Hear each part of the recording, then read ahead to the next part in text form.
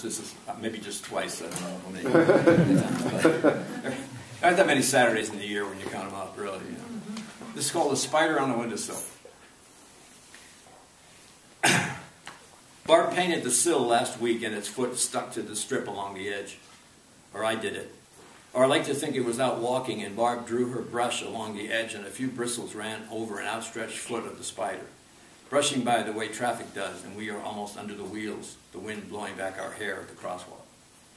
We found it a week later. It was still there, in the same spot, on the sill of the north window in our daughter's room. Saturday to Saturday, while we were living our lives, going to school, fretting and worrying. I played racquetball 4 times, twice with Rick, twice with Paul, ecstatic to get on the court after the long, frustrating days in classes. Got some manuscripts back, sulked in my office, dabbled a little on the computer, wrote a few letters, sent the books out again.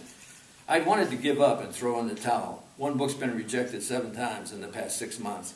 I had made multiple copies, which made my heart skip a beat, on the unlikely chance that the book would be taken twice on the same day, that I would have to choose and make another enemy. Meanwhile, the spider waited. There might have been a moment right away that with some awesome effort, it might have yanked its stuck foot free.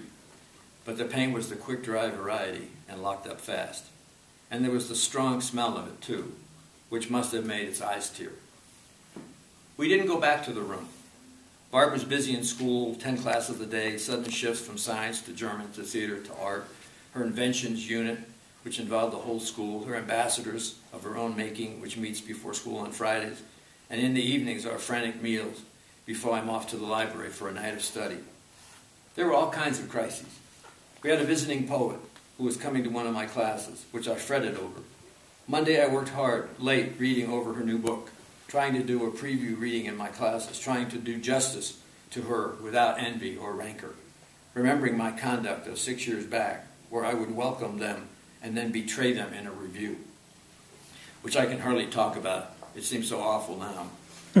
Remembering that, trying to make up for it, trying to be attentive and respectful, trying to become Karen Swenson, trying to and think like she does. There I was, sitting in my chair in the study carrel at Doane Library, reading the book over and over, trying to absorb Karen Swenson into my very being. Meanwhile, the spider settled down. It sat, or perhaps rather lay, flat on the windowsill, dropping the weight of its body down firmly onto the sill, which we did not hear, being busy in the kitchen, taking the weight off its legs. It shifted to get comfortable, or rubbed the trapped leg with one of its other legs to keep the circulation up, to prevent cramping. Later there were noises in the house. The squirrels chased each other across high sections of our roof, and once, maybe it was around midweek, midday on a Wednesday perhaps, a squirrel came down the side of the house, and clinging to the stucco siding with its nails and latching onto a few old vines with its feet, hung there beside the window and looked in. Perhaps the spider saw him, or perhaps it was sleeping then. Karen arrived. We did the class. I was pretty nervous. I saw right away she was not going to talk about the book I read, and I tried to steer her to it on account of all the questions I had made up. We struggled for a few minutes, maybe 10, I trying to attach myself more firmly to her, she trying to break free.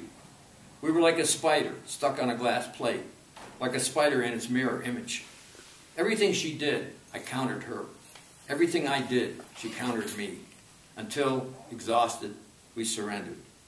The students sat there the whole time, as if they were themselves the ones trapped, and did not interfere, did not come to our rescue. And then the remorse, like waves over me, clamped down in my chair in my office later, afraid to be seen in public, ashamed of myself for having imposed myself, and for our weird dancing in public.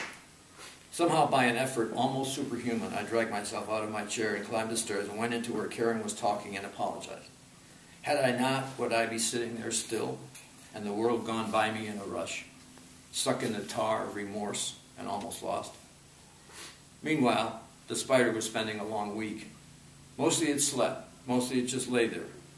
Outside the window, the world's weather paraded itself, and in the end of the parade, a few stragglers, the remnants of a band, a little movement in the branches of the cedar tree, a swish of green across the window pane. Of course, I got very hungry. Barbara and I were out to dinner at an expensive restaurant. A tiny chip of spiced lamb fell off my fork to the tabletop, The spider could have kept alive a year on what I could not see. Then it was Friday night, another party at the country club, a night of golf, then dinner at a steakhouse. I got involved in a long political discussion with Steve Rishi. I was astonished he knew so much, astonished that I could follow what he said. We sat there for 2 hours, locked in our chairs, as the chaos of the evening passed around us.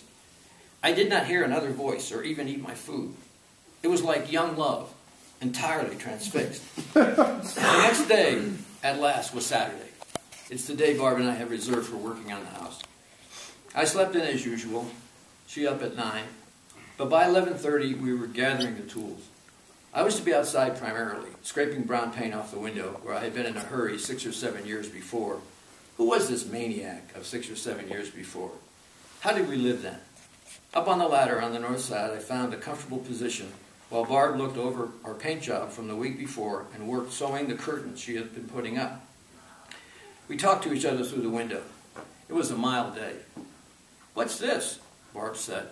"A spider stuck to the paint." With the tip end of her fingernail, she cut the tiny tip of the spider's leg off, setting it free. On one of my trips inside to get coffee and look at the work from the other side, I saw the spider. One of its 8 legs was noticeably shorter. There it was, running back and forth along the window ledge.